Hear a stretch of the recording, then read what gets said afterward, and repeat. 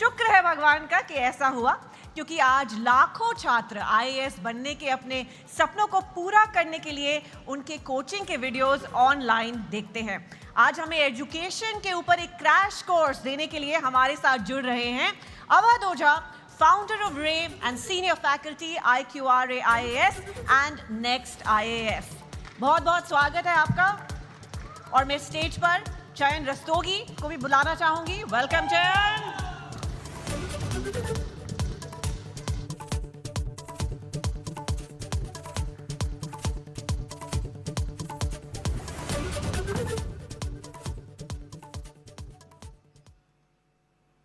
तो भाई अपने टीचिंग स्टाइल से स्टूडेंट्स की करते हैं मौजा ही मौजा। एक बार जोरदार तालियां हो जाएं फॉर सर अवध ओझा।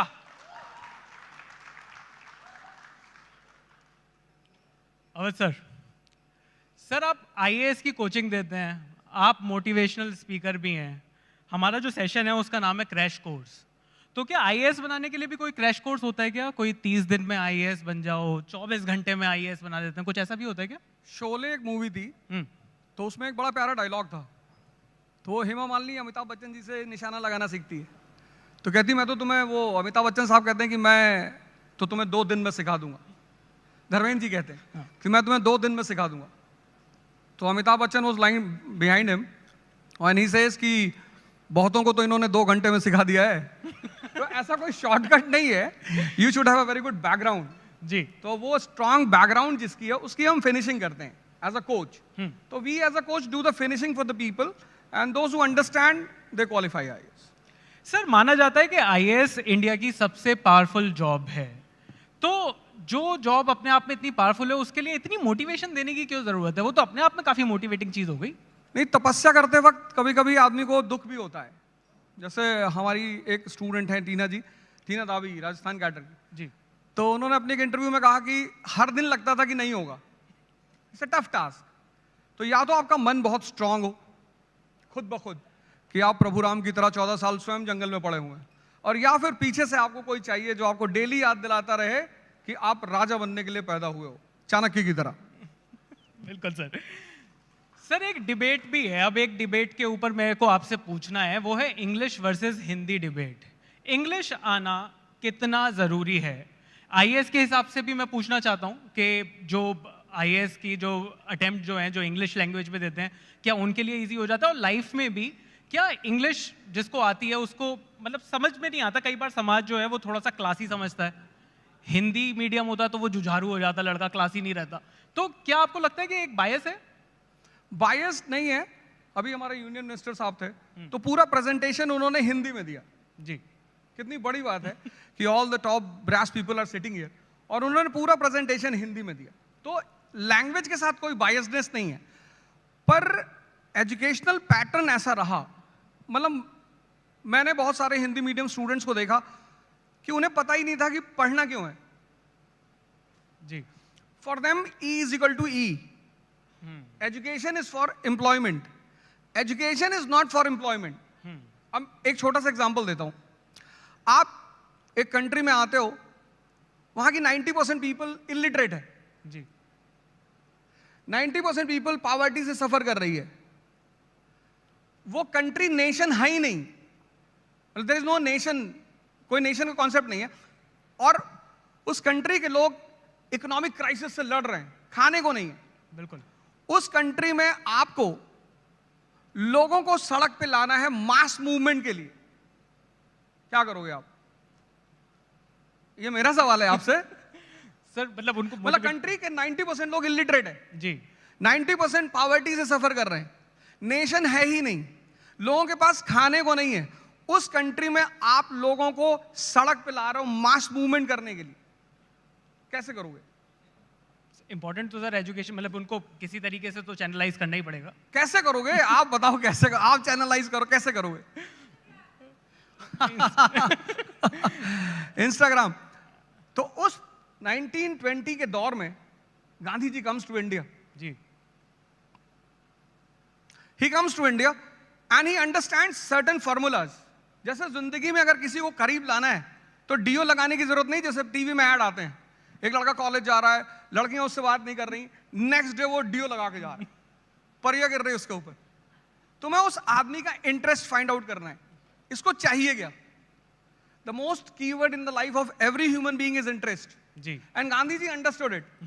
तो उन्होंने जो नॉन कोऑपरेशन मूवमेंट चलाया, तो उन्होंने हर रीजन, जैसे पंजाब का आदमी है तो वहां एक मुद्दा था अकाली मूवमेंट, बोले you will fight on that issue, local issues national platform. This is what we learn while studying, this is called as learning. अगर एजुकेशन में दो चीज नहीं है, क्यूरियोसिटी और लर्निंग, तो इट इज अ वेस्ट।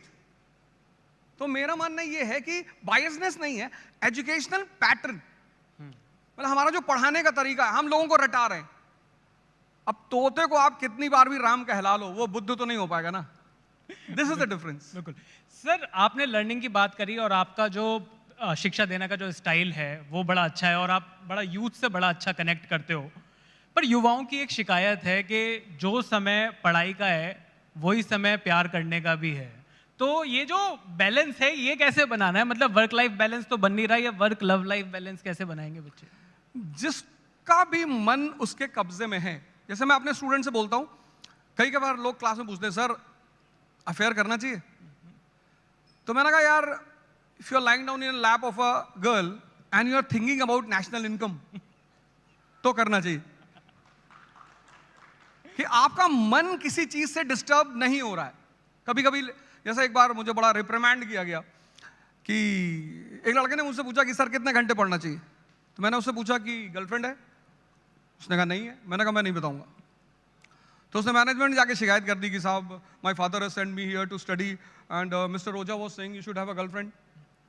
तो मैनेजमेंट ने मुझे बुलाया, उसने लिख के दिया अर्जेंट। मैं समझ गया कोई कांड हुआ है। He was also standing there. तो मैनेजमेंट ने कहा Roja why you talk like this? मैंने कहा सर मैंने इससे सिर्फ इतना पूछा था कि यू हैव अ गर्लफ्रेंड।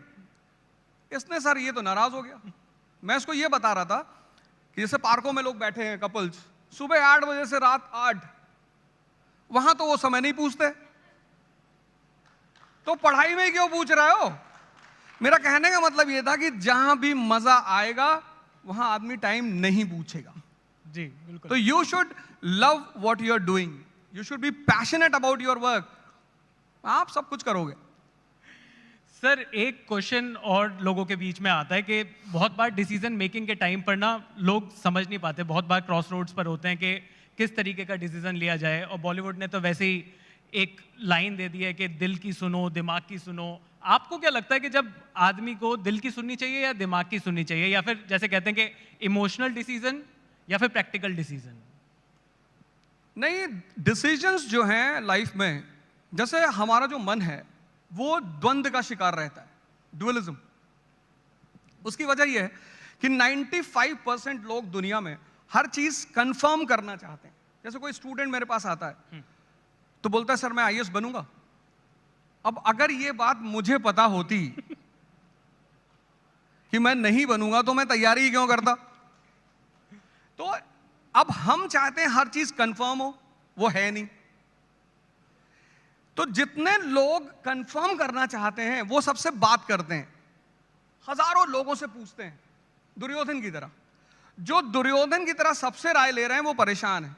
जिनके पास एक कृष्ण है कि बेटा रिस्क तो लेना पड़ेगा, गेम तो खेलना पड़ेगा, वो जीत रहे हैं। तो रिस्क लेना पड़ेगा, decision in a direction of a right person. आप किसी अपने माँ बाप से पूछो, उनसे अच्छा डिसीजन देने वाला कौन हो सकता है, और रिस्क लेना पड़ेगा। जी सर।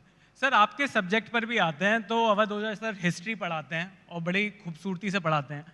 पर सर हिस्ट्री के बारे में जब हम पढ़ रहे थे तो बचपन में एक लाइन बोली जाती थी कि हिस्ट्री ज्योग्राफी बड़ी बेवफा, रात को रटो सुबह को सफा। तो जिस सब्जेक्ट को इतना डिमोनाइज किया हुआ था शुरुआत से, आप मतलब आप क्या सोसाइटी को वापस देना चाहते हो कि नहीं मैं उस हिस्ट्री से प्यार करा कर ही रहूंगा बाकी बच्चों को?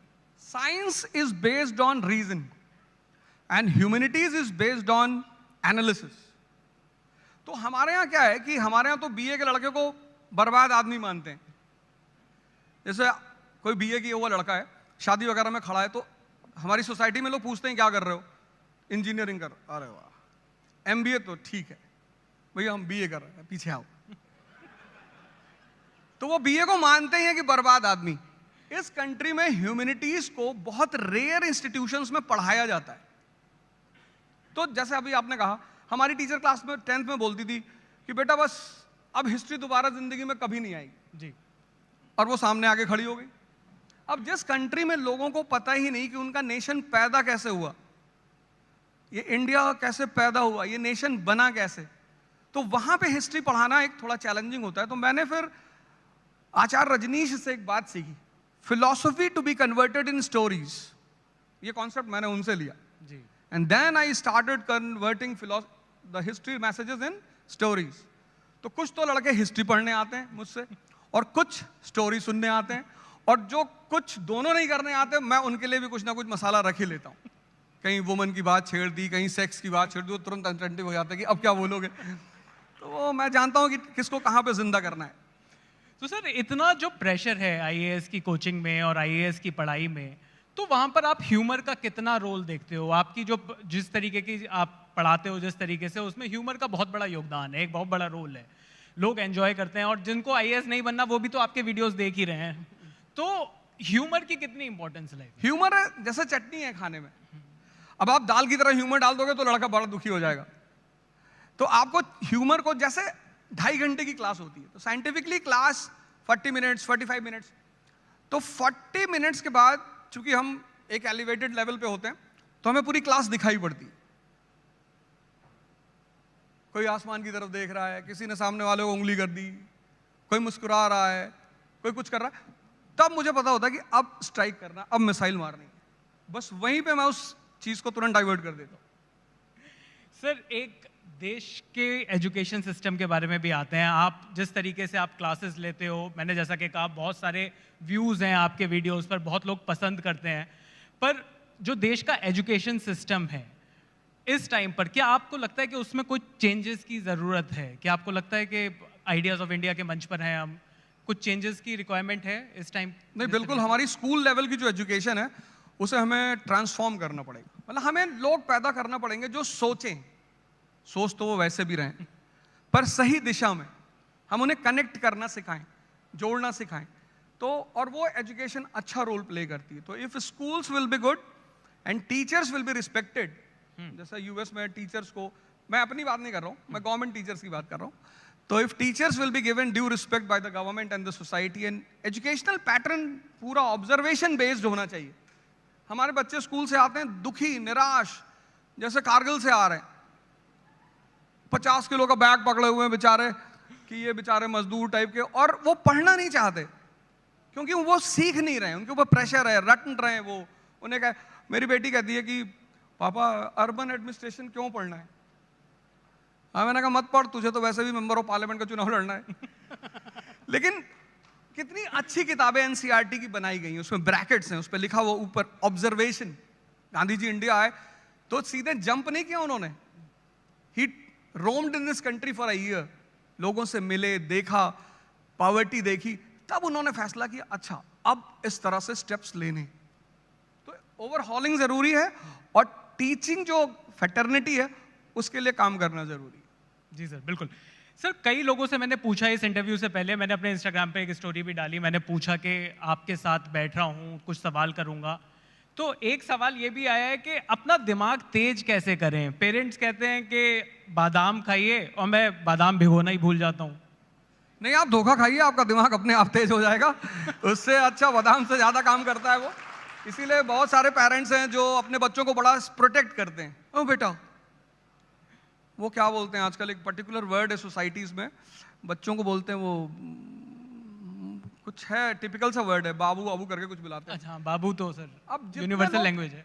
अब हमारे प्रधानमंत्री जी हैं, स्ट्रगल किया, कितना पावरफुल माइंड है इनसाइड से, कितना स्ट्रांग माइंड है। मतलब जहां से वो आते हैं, अभी हमारे मंत्री जी बता रहे थे कि रेलवे से उनका पर्टिकुलर कनेक्शन है।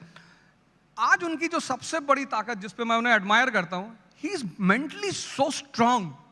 आप कुछ भी बोलो, और जो इस तरह का आदमी होगा उसे आप, तो मन को स्ट्रांग करने का सबसे बढ़िया तरीका, आप एक्सपोज रहो, सोसाइटी में रहो, लोगों से मिलो, उनके साथ उठो बैठो।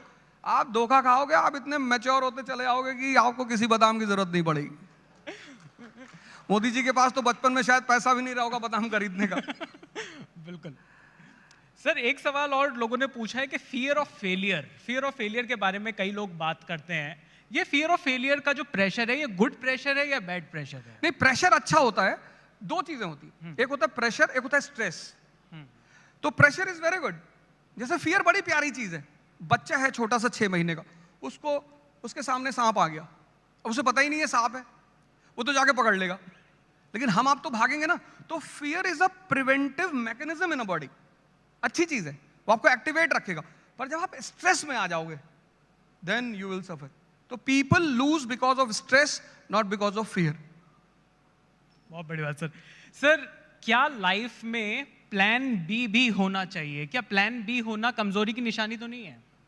मोदी जी ने एमबीए किया ही नहीं, कहाँ है उनके पास प्लान बी? जिनके पास सपने होते हैं उनके पास प्लान बी होता ही नहीं। कटोरा होता है, उसको वो घर में रखते हैं और उस कटोरे पे लिखते हैं कि ये मेरा फ्यूचर है अगर मैं हारा। मेरे पास है बड़ा सा। क्या वर्कaholic होना ठीक है? वर्कaholic नहीं, ड्रीम अल्कोहलिक होना चाहिए। आपका सपना आपका नशा होना चाहिए। इतना काम क्यों करना? इतने सारे लोग हैं दुनिया में काम करने के लिए, वो करेंगे। लेकिन आपका सपना अगर आपका नशा नहीं है तो फिर वर्कaholic होंगे तो आप मजदूर होकर रह जाएंगे। कोई और आपके पैसे पे मर्सिडीज लेके चलेगा। आप तो सिर्फ दिमाग को जिंदा करो, बाकी कुछ करने की जरूरत ही नहीं। सर, एजुकेशन ओवरहॉल की आपने बात करी, ये मेरा फेवरेट टॉपिक है कि सेक्स एजुकेशन को नॉर्मलाइज कैसे करना है। मतलब मैं अपने टाइम की बात करूं तो 20 साल पहले भी जब ये टॉपिक आता था तो टीचर भी थोड़ा सा घबराता था, बच्चे हंस रहे होते थे। तो इस पर असहज थे लोग, आज भी असहज दिखाई देते हैं। सेक्स एजुकेशन कितना इंपॉर्टेंट है और सेक्स एजुकेशन को इम्प्लीमेंट करने का आपके पास कुछ कोई तरीका है, कुछ आपका सोच है इस चीज़ के ऊपर? आप कभी इलाहाबाद गए? इलाहाबाद नहीं सर। इलाहाबाद एजुकेशनल हब रहा किसी जमाने में। उसको ऑक्सफोर्ड का, ईस्ट को ऑक्सफोर्ड भी कहते हैं। वहां का जो सबसे फेमस चौराहा है सिविल लाइंस जी, और जॉर्ज टाउन, उन चौराहों के ऊपर एडवर्टाइजमेंट लिखा है, निराश पुरुष मिले। ऐसा पूरे इंडिया में इतनी निराशा इस देश में युवाओं को है, वो लिखते हैं बचपन की गलतियों के शिकार। बचपन में कौन गलती करता है? बचपन है तो हो ही रहा है, उसमें गलती की क्या बात है? और फिर अभी वो जो सीरीज आई थी मिर्जापुर जी, क्या प्रेजेंटेशन दिया उन्होंने इस क्वेश्चन का। आंगण्डन गोज टू द डॉक्टर। बिल्कुल। वो जो सेक्सोलॉजिस्ट है उसका नाम भी बड़ा प्यारा है, वो कहता है शर्मा से क्या शर्माना। He goes to the doctor, he is suffering, he asks Maqbool to sit. Maqbool को बोलता बैठो। फिर वो कहता है कि आजकल बहुत सारे पतन हो रहे हैं, राजनीतिक पतन हो रहा है, नैतिक पतन हो रहा है, उसमें से एक शीघ्र पतन भी है।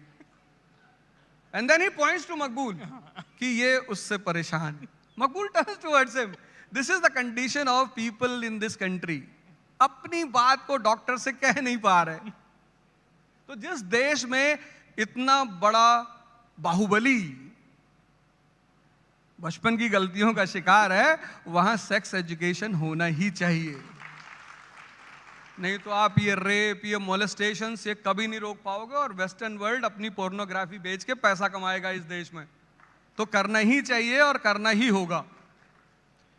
सर, एक टॉपिक है online education versus offline education. आप ऑनलाइन इतना दिखाई देते हैं, तो कोविड के बाद एक फोर्स चेंज था ऑनलाइन एजुकेशन पर। क्या आपको लगता है गोइंग फॉरवर्ड, अगले 5 साल की बात करें या 10 साल की बात करें, क्या आपको लगता है ये जो क्लासरूम एजुकेशन है ये रिडंडेंट हो सकती है? ये क्लासरूम एजुकेशन का एक अलग मजा है तो वो कभी रिडंडेंट होगा नहीं? जो ग्राफ्टिंग होती है, ग्राफ्टिंग वो जिंदा प्लांट से होती है, मुर्दे प्लांट से नहीं होती। लेकिन रेलेवेंसी होती है, चेंज होता है, टाइम होता है। अभी हमारे बच्चे हैं, ये तो उठना ही नहीं चाहते सुबह। हमें तो हमारी माता जी कम से कम 10-15 डंडा मारती थी सुबह, हम मार ही नहीं सकते। उनकी माता जी आगे खड़ी होते हैं, बच्चे हैं, हम भी थे। तो आने वाली 10 साल की बाद की जो जनरेशन होगी वो शायद इसको पूरी तरह अडॉप्ट कर ले, because change is a law of nature. But classroom is like a live plant.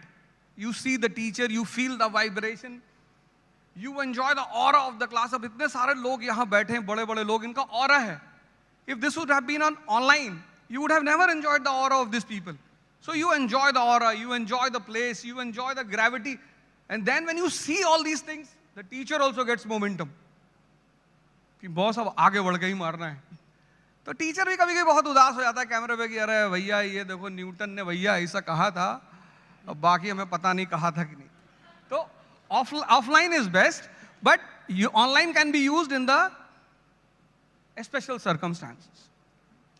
Sir मज़ा तो बहुत आ रहा है आपसे बात करके, पर समय की थोड़ी सी कमी है। एक आखिरी सवाल लेना चाहूँगा आपसे कि 3 गलतियाँ जो स्टूडेंट्स लाइफ में नहीं करनी चाहिए, जो स्टूडेंट्स देख रहे हैं हमें, उनके लिए अगर मैं पूछ सकूं कि आपके हिसाब से ऐसी वो कौन सी 3 गलतियाँ हैं जो स्टूडेंट को करने से बचना चाहिए अपनी लाइफ में? अपना टाइम किसी को नहीं देना चाहिए।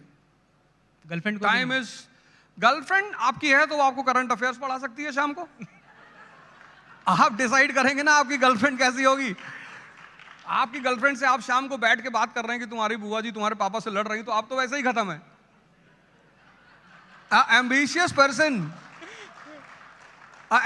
person is always surrounded by like minded people। तो आपको टाइम अपना किसी को नहीं देना चाहिए, देना ही नहीं चाहिए। आपको हमेशा उस कंपनी में रहना चाहिए जिनका टेम्परेचर हाई रहता है। जैसे आप, टेम्परेचर का एक लॉ है ना, temperature moves from high to low. अब आप आईएएस बनना चाहते हो, आपका दोस्त कह रहा साहब भगवान हमको चपरासी बना दे तो हम बन जाएं, ऐसे आदमी को मार के भगा दो आप, वो आपको किसी काम का नहीं। उसका 10 डिग्री का टेम्परेचर है, 90 आपका खींच लेगा, आप जिंदगी भर ऐसे तड़पते रहोगे। और उस आदमी को अपने माँ बाप की बात जरूर मानना चाहिए। ये 3 काम हर स्टूडेंट को करना चाहिए। वो जहां भी फंसे उसको अपने पेरेंट्स से पूछना चाहिए, वो कोई भी बात हो। मारेंगे तो, जैसे लड़के बाहर कहते हैं सिगरेट पीने से कंसंट्रेशन बढ़ता है, तो रिक्शे वालों का क्यों नहीं बढ़ता? उनका भी तो बढ़ना चाहिए। तो हर स्टूडेंट को अपनी माँ बाप से राय लेनी चाहिए, अपना समय किसी को नहीं देना चाहिए, और हाई टेम्परेचर के लोगों के साथ रहना चाहिए। Thank you so much sir, मजा आ गया आपसे बात करके। Thank you so much sir. एक बार जोरदार तालियां हो जाए हमारे जोजा सर के लिए।